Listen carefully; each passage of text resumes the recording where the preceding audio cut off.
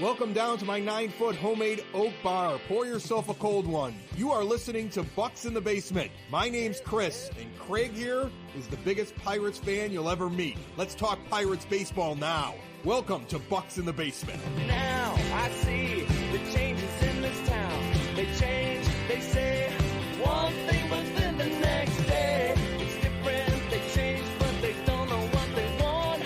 All they do is change. Going left, going right, travel day, travel night. That's where we'll go.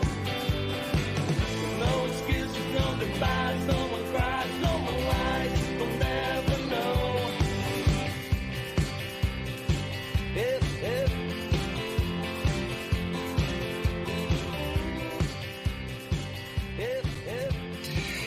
Many of you may be thinking that Chris has abandoned me. I haven't heard from Chris in a while.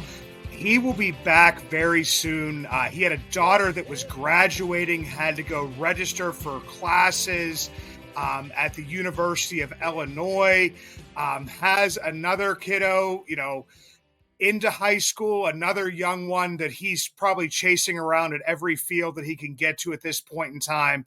So I've brought in another guest, a gentleman who, once you see his face, may need no introduction. He's a graduate of Duquesne University School of Journalism, has written upwards of almost 40 books at this point in time on Pittsburgh sports, Western Pennsylvania sports history, from the Pirates to the Penguins to the Steelers to the Duquesne Dukes. I was looking on your website, the 2166 books, and you have one coming out on the broadcasters. You have a golf one coming out, a boxing one coming out. I mean, you are covering everything in Western Pennsylvania. Specifically, the books on the Pirates. You have the Pittsburgh Pirates Encyclopedia, volumes 1 and 2, Classic Bucs, the 50 greatest games in Pittsburgh Pirates history, the 50 greatest players in Pittsburgh Pirates history. I've seen you over on Oneberg. You've done the Finoli-and Fletch show, the Sports in that. Recently interviewed and spoke with Josh Gibson's great grandson, Sean Gibson, and the great work they do there with that foundation. David Finoli, what did I miss, David? And when do you sleep, and how are you doing, sir? Well, I'm doing fine. Sleep is overrated. There'll be some times I'm sitting here doing research on a book, thinking it's like 10:30 at night, and I get so lost in the research, it's like 2 or 3 in the morning that I look up. But I'm doing great. Enjoying a little soccer and a little baseball at the same time in the office. There's nothing wrong with that. I told my wife and my youngest, I said, I'm going to go down and talk baseball for a little while because they don't really have the same passion that I do. Well, one's 7 years old, and he's into video games and swimming with his friends because it's summertime. My wife is a White Sox fan, so we talk some White Sox history with her, but not so much Pirates history. But the one thing I wanted to get into here is with your writing of history, we have another possible history-making player in Andrew McCutchen. Andrew McCutchen, 37 years old. I was not sure that the signing would go as well as it did this second time around due to the injury. But McCutchen, over his last 30 games, slashing .287, .365, .467, 2 home runs. He has a .739 OPS, leading the team with Brian Reynolds in home runs on the season. And I had another Pittsburgh Pirate just kind of come right into my head. Was a little bit before my time. I was probably bouncing on somebody's knee at that point in time. And I can't help but thinking of Willie Stargell and the stories I've heard about him and how I can kind of put those two things together, which, like, Father Time is undefeated, but for both of those guys, they're trying to fight Father Time, and they did, in Willie's case, as hard as he could. Oh, absolutely. When Willie had his spectacular '79 season late in his career, just a couple years earlier, we thought his career was over. He had a pinched nerve in the neck, other assorted injuries, had struggled, and then out of the blue in '78, he hits 28 homers, wins the Comeback Player of the Year award, and '79. I mean, that was my freshman year at Duquesne. And I almost flunked out that first semester because I was at the stadium just about every night watching the pennant race up close. And I'll tell you what, it was a miraculous season for the ages when 39-year-old players weren't hitting 50 and 60 homers as they did during the steroid era. But it was magnificent. And Stargell, on top of being such a great power hitter, was a leader beyond compare. One of the great leaders in Pirate history, probably the greatest leader of my lifetime. And that part of him should get more play than it does, because that's what made him so great, the combination of the two. And it kind of seems like that McCutchen has, I think that, the last time around he was a little bit younger. And it's been talked about that in the clubhouse, he wasn't that leader. There was other guys that had a little bit more experience, like an AJ Burnett, Francisco Liriano, that were kind of pushing that type of stuff. But it definitely seems like that he has taken that leadership role. He is kind of accepting the fact that he's gotten older, and although he is still performing, he's realizing that he has, it's so much more to give to not only the city, but also this team. And it's very exciting to watch because, he still plays the game like a kid. He was on the bases the other day. The ball got thrown over, and he did this like little dance around the base and got this big smile on his face. Like, I don't have that many stolen bases this year, guys. I'm not the threat that I used to be, but he was still going to have fun with it. Absolutely. I never thought he was a rah-rah type leader at his first go-round, but he had arguably one of the great 3-year runs in Pirate history. I compare it with Kai Kyler's run and certainly Barry Bonds' run in the early 90s, where he should have won all 3 MVPs because Terry Pendleton was not the player he was in 1991. But, it was an incredible run. He picked up a franchise that had lost 20 years in a row. Hell, it's easier to win a World Series than to lose 20 years in a row like they did.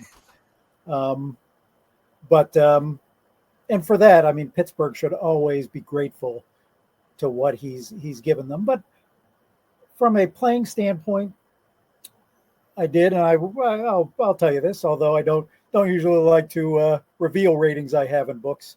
But Cutch, I had him, and I did a book on the all-time Pirate All-Star team, and I did rate him above Max Carey when it came to center fielders. I didn't think I was going to at the beginning, but when I compared his career at that point, which was before this second time around, to Carey versus the rest of the league at the time, he was superior. The only weakness he really had was his arm in center field. He was a great fielder, but didn't really have the arm strength that of an Andy Van Slyke for comparison.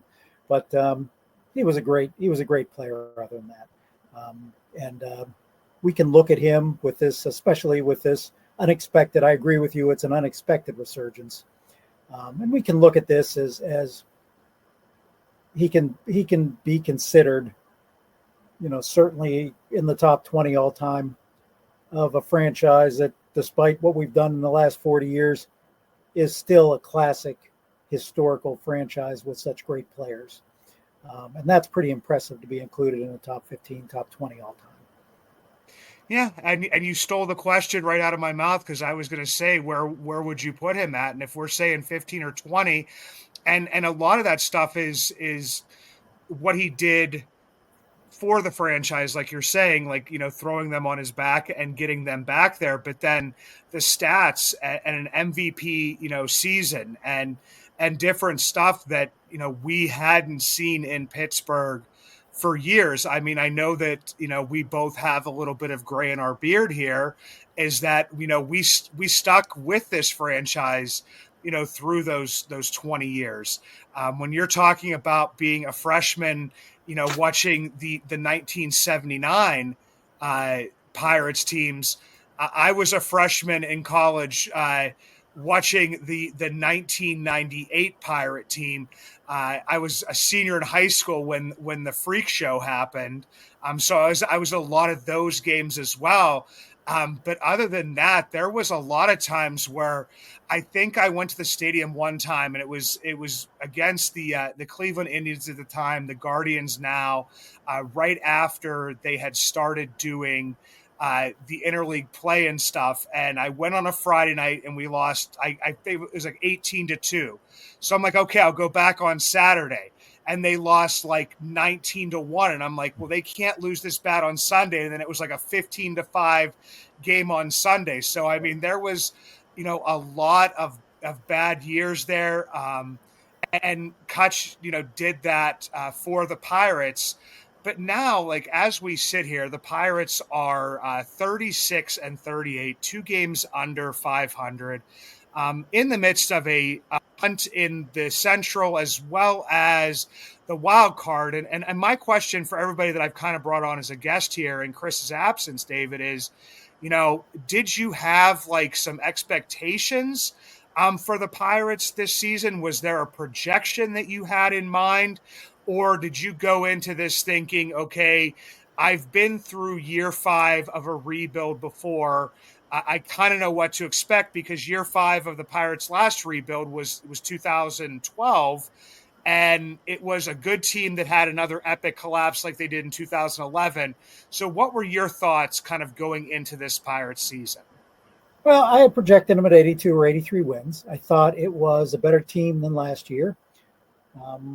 While we've been disappointing offensively, you look down man to man at this point, especially with Cruz coming back. It talent-wise, probably a better offensive lineup that's just starting to break out of things a little. But where I base mine on, I'm a huge Ben Cherington fan. We've never tried to build a team on pitching before. I mean, it's 70s, 60s. It was a great hitting team.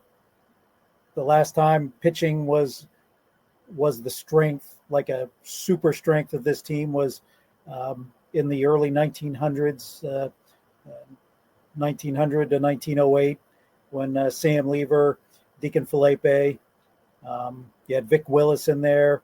A lot of guys who were among the best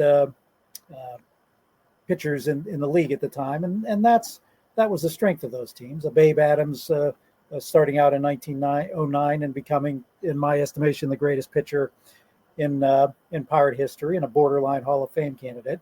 But right now, Ben Cherington has put together arms first. And if you can hold a team to fewer than 4 runs a game with a starting rotation like that, you're in just about every game. I mean, history shows us that teams with bad pitching staffs who maybe score 6-7 runs a game inevitably never get past much over 500 at best.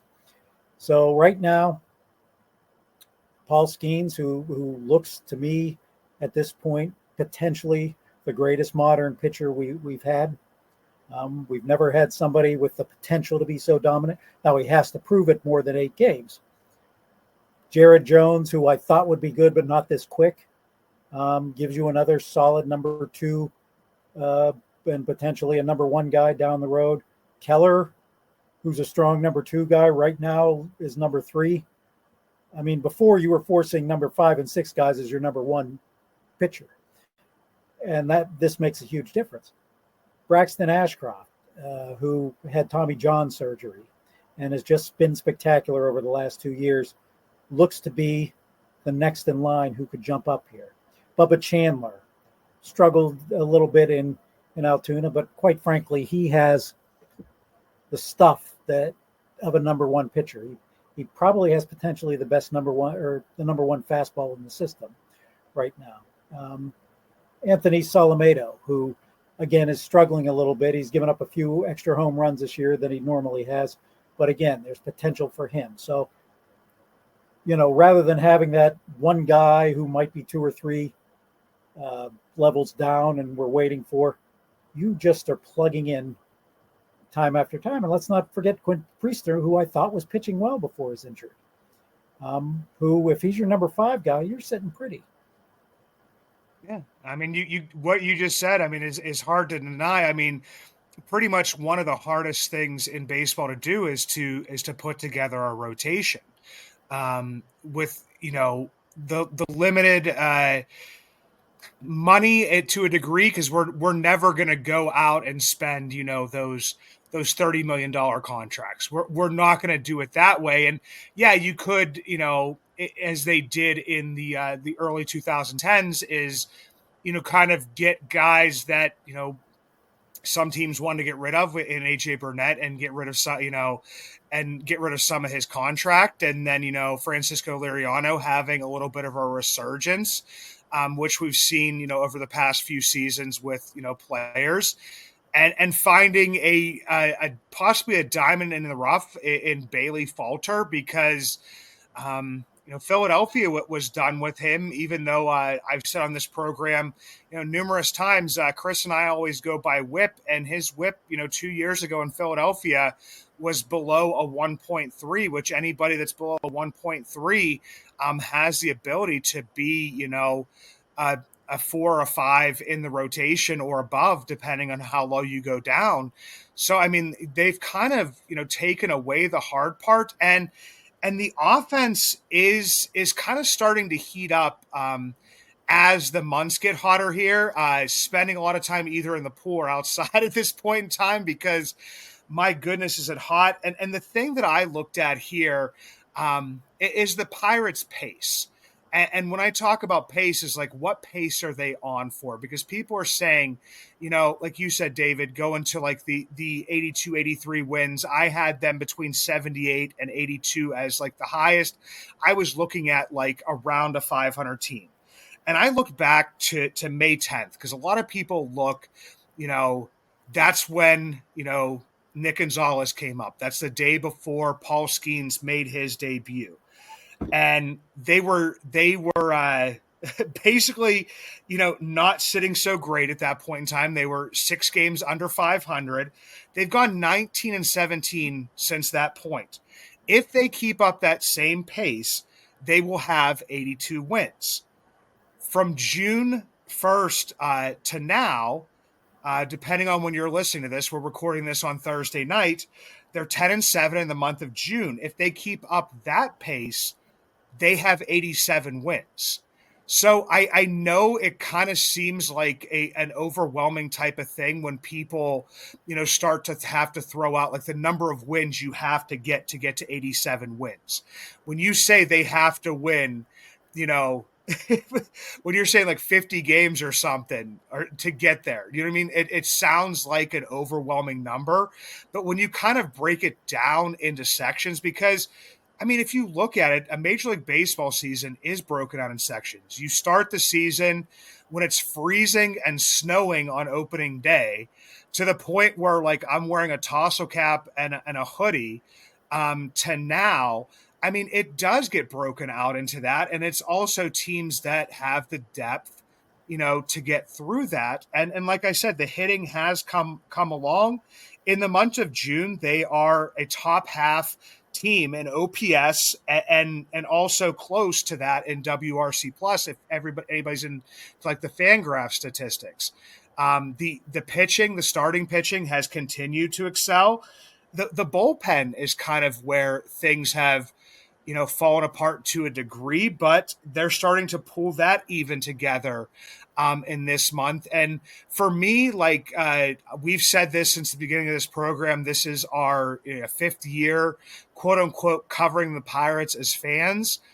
The bullpen is kind of the last thing that has to come together.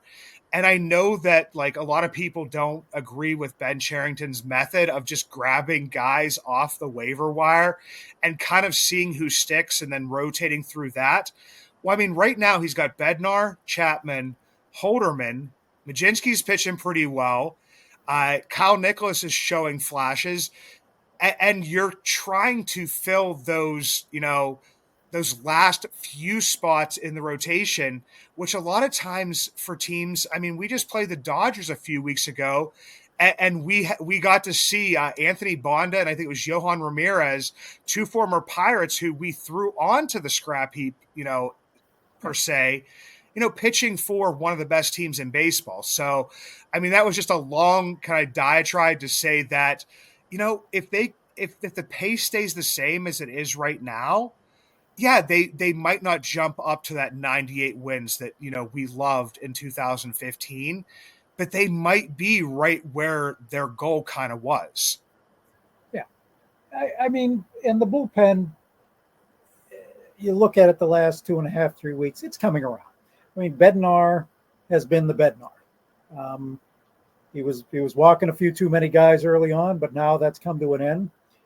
I mean, Chapman was walking over 1.5 people per inning for a while. And then I think he got irritated with himself, and now he's the Chapman of old. He's struck out at last check something like 43 batters in 26 innings. So he's been a solid number 7 guy. Holderman has been unhittable.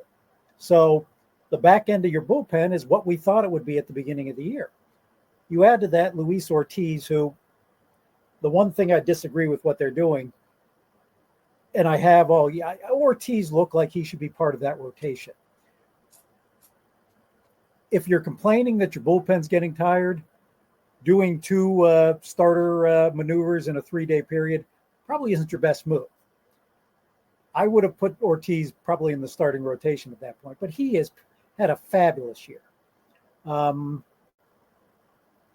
Falter, his only weakness is home runs. And that's always been, if you look down his high ERAs in the past, and you're right, WHIP to me, is the one sabermetric so-called stat that I put a lot of stock into, because that's telling you their history right there. How many men am I putting on per inning?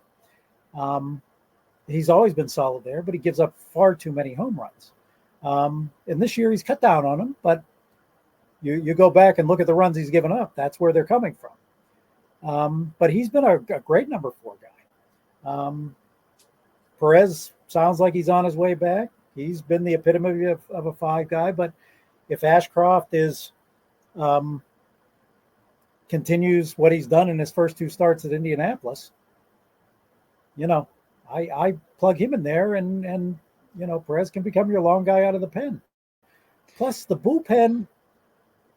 Again, you've got some great arms down there that we haven't even mentioned. The Thomas Harrington. You can only have 5 guys in a rotation. A lot of these guys are going to be great parts of the bullpen. Nichols will probably be a great part of that bullpen once he gets his rhythm down, just like Majinski, who you're right, he's looked great as of late. I think the bullpen at this point is the least of their problems. Right now, you hope the lineup starts getting on fire a little. McCutchen has, Reynolds has, Gonzalez has been a great. So happy to see that, such a natural hitter in the minors. Was considered the greatest college hitter coming out of the draft, and he's starting to show that. He reminds me of a Mike Greenwell. Not a guy who's going to hit you more than 22, 23 homers, but such great gap power when he's really hitting well. And if he can get you between 280 and 310, you got a great addition there. Cruz, boy, he can be frustrating at times, but when he gets a hold of it, man, he is just fun to watch. So the potential is there. Hayes is a potential 270 to 280 hitter who's just lost his way a little bit. So hopefully that'll turn around. But the outfield is a question mark. Sawinski, he goes through hot streaks, sure, and he has decent power, but he has so many unproductive at bats, so many strikeouts. I wish I could look down and say, hey, here's his replacement, but a guy like Lonnie White Jr. has been a huge bust so far this year in the minors. There's nothing really down there short of Palacios, and he's not a center fielder. So that is my concern. Bay is not a center fielder, and he's a slap hitter to boot. Not what you want at this point in time in this kind of era. So my concern is in the outfield.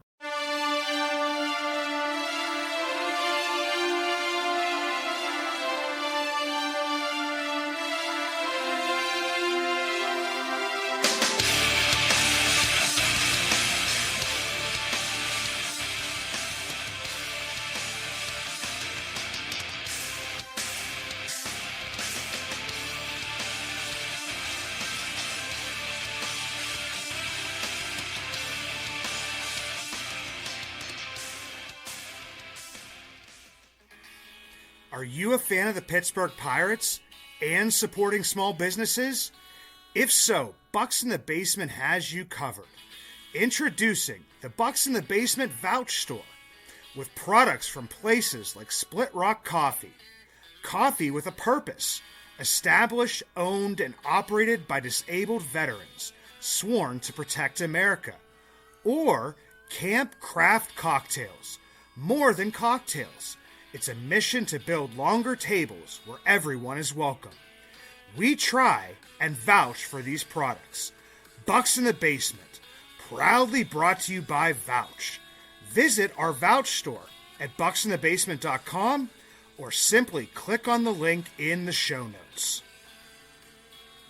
To look to the outfield, I mean, if you think about it, back in the day, we had McCutchen in center field, Marte in left field. And as much as people like to, rip on his field a little bit, but I mean, Gregory Polanco was starting to turn into like a pretty good hitter himself. And like you said, right now, I mean, you're throwing, Joe out there, Olivares out there, at times. And it's not saying that Olivares, couldn't develop into something. He's still, I don't think he's been fully developed at the major leagues yet. Yeah. But the one that you mentioned right there is Henry Davis, just because the catching situation this year, mostly because of injuries, to a degree, has been a little bit disastrous. At times, they filled it with Joey Bart until he got hurt. Jason DeLay being back is a little bit of a boost to the team because I think he is an underrated defensive catcher, and a guy who, if he's just going to hit singles, I that's fine. Like, do you know what I mean? Like, you don't need a big power hitter as your backup, catcher. But there definitely are some question marks, and that would be my thing. Is I had Ethan Fisher, the editor from Rum Bunner, on recently, and I would say, if you were going to add, it sounds like that you would be, trying to add somewhere in the outfield. I think that would be their main concern. I don't like having 100 hitting catchers, but from what I gather with the front office, they look at more framing, how they handle the staff. Those are important. Don't get me wrong. It's just not the kind of lineup where you can hide a 100 hitter. And I'd be looking for catcher. I don't think they will, but they should be looking for outfielders. They should be looking for a boosted. Man, if you had a boost in this offense, 87, 88 wins isn't out of the question. But and you have some prospects you need to think about letting go. There's only so many rungs on the ladder, so to speak, that you can promote. And that's the thing about having such a good deep system is get some of these guys and get some help now. Now's the time you can do it. You get in a playoff and you have something you haven't had ever since we've had playoffs. And quite frankly, I'm not sure since 1960. that you have pitchers in a short series that can dominate so much. And all of a sudden, if you're Pittsburgh, you don't want to play Pittsburgh in a short series. Yeah. I can't disagree with you there. And in my eyes, I know that you're big into all Western Pennsylvania sports, and I kind of equate it to the fact of when a goalie gets on a heater in the playoffs, he can take control of the game, because there's teams that may just kind of sneak into the NHL playoffs. But if their goalie catches heat at the right time, and I mean, we've even seen it in the wild card playoff games for the Pirates. I mean, we ran into Madison Bumgarner and Jake Arrieta, who were just buzzsaws. I mean, they were going to take us out. Even if we scored, we'd have to score more than 2 runs, because, I mean, they weren't going to let us.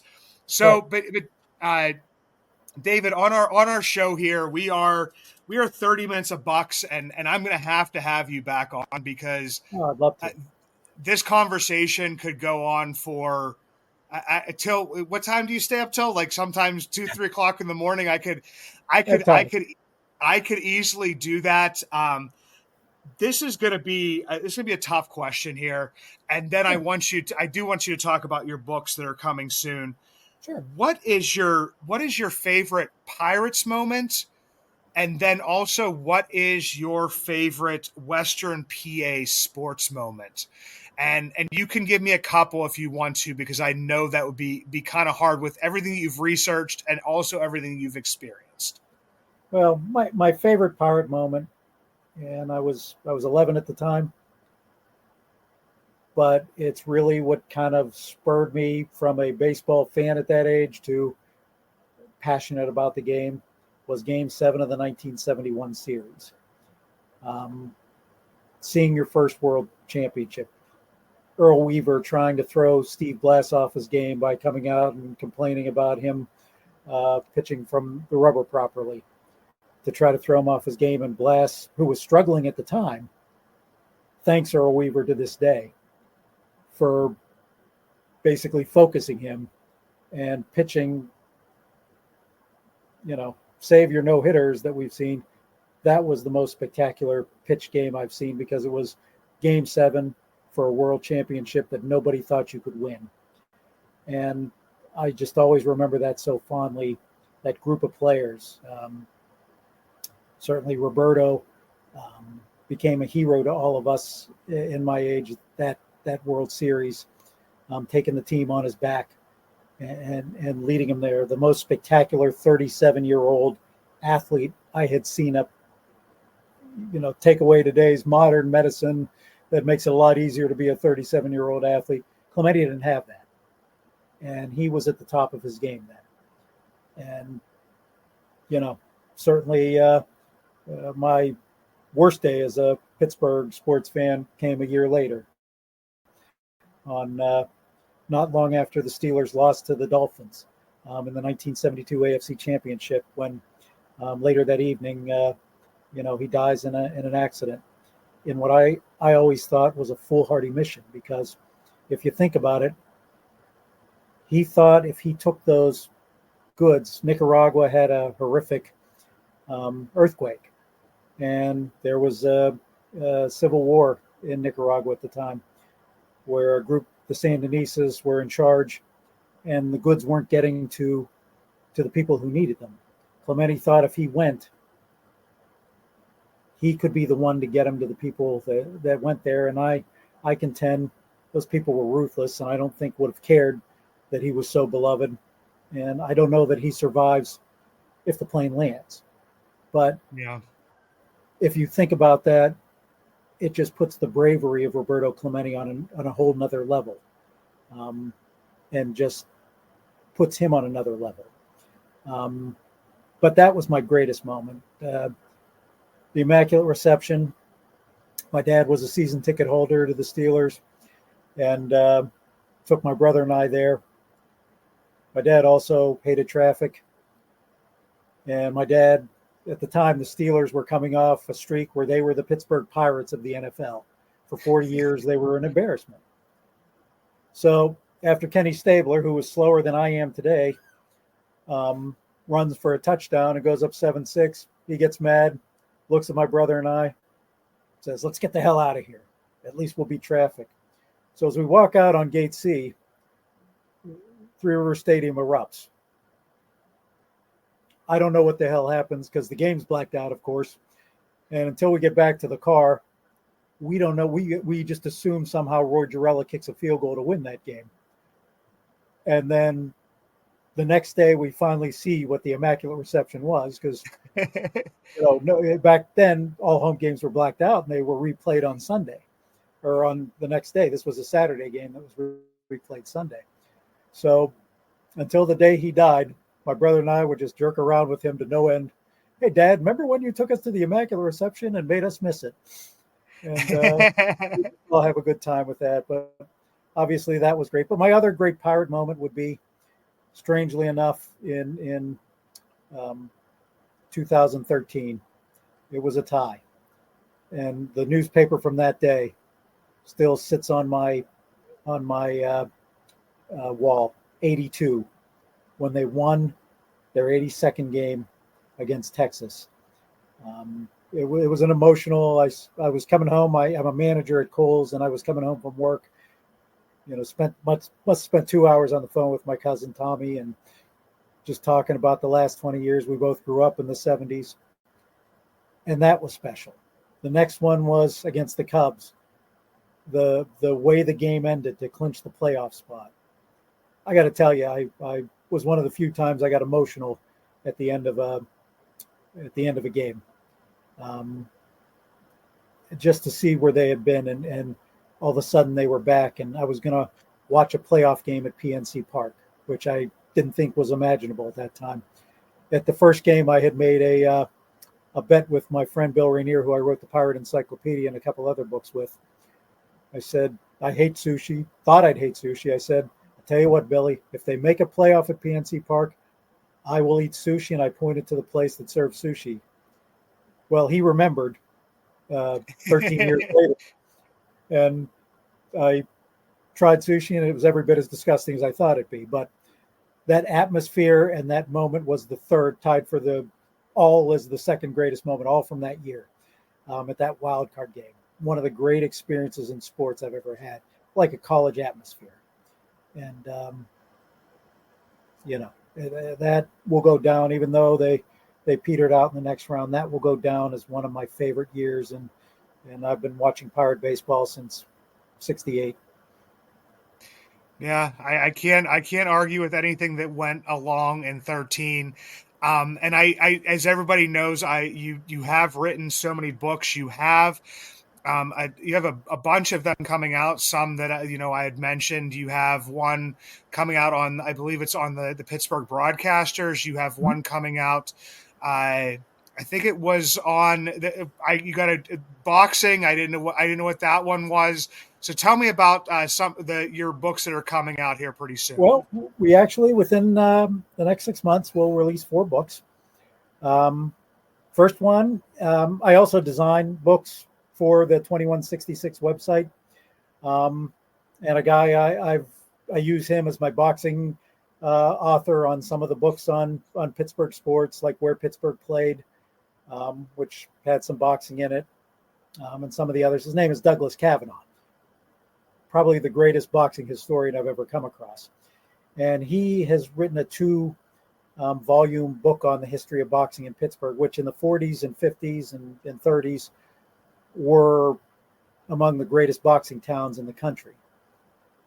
And the first book was on the fighters. This book is on the great fights that has happened in Pittsburgh or was involved with Pittsburgh fighters, and just a phenomenal book. It'll release on June 25th. It's called Pittsburgh Boxing, A Collective History by Douglas Kavanaugh. You can find it on my website, which is 21-66books.com. And that'll be out first. Then I've combined with Tom Rooney, former president of the Penguins and member of the Rooney family, Chris Fletcher, the former publisher of Pittsburgh Magazine, and an interesting guy who is the official historian at Oakmont named David Moore. We wrote a book that is going to celebrate every major championship ever done in Pittsburgh. It includes the U.S. Amateur, U.S. Opens, Women's Opens, PGAs, Women's Amateurs, anything that is a USGA major or a major championship. It'll be a very exhaustive 350 plus page book. And I have had so much fun with the research on that because I love golf. In fact, going through this heat wave reminds me when I attended the 94 Oakmont playoff in 95-degree weather with humidity, where the guys were so overheated, especially Colin Montgomery, who had as white a complexion as I've ever seen, was beat red by the time that round was over. Ernie Els, of course, winning. But that'll be out in September. Chris and I are doing a book that we're going to release at the Josh Gibson Foundation Gala on October 17th called the Steel City 100, which will rank the top 100 athletes in Western Pennsylvania history. Then the third book will be released in time for opening day of 2024-25 season. If you're a Duquesne alum, you finally figured out what the Red Sox faithful felt like in 2004. 2 years before I went to Duquesne, they went to the tournament in '77, and we were building back in the 50s and 40s and 30s. Duquesne was a powerhouse. They were a Duke when it came to being a powerhouse of college basketball. So much that through 47 years of losing, there's still 300 games over 500 in their all-time record. But for 47 years, in 81, they were close. We thought it's going to happen. New administration took over, destroyed the program, and for 47 years, we suffered. We never thought it would happen. I mentioned I got emotional at the 2013 Cup game. There were tears flowing when we defeated VCU after 47 years of waiting for just an NCAA bid from a special team that was 0-5 in the conference and looking like this was going to be the most disappointing of all seasons. And it ended up being the first time they won 25 games since they won the national championship in 1955. And that's going to be called 47 years, the story of the 23-24 Duquesne Dukes championship run. That'll be released in November in time for the opening day.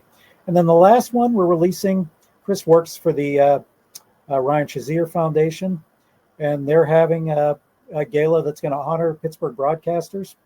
So we're writing a book that's going to honor every prominent Pittsburgh play-by-play guy, talk show host, anchorman.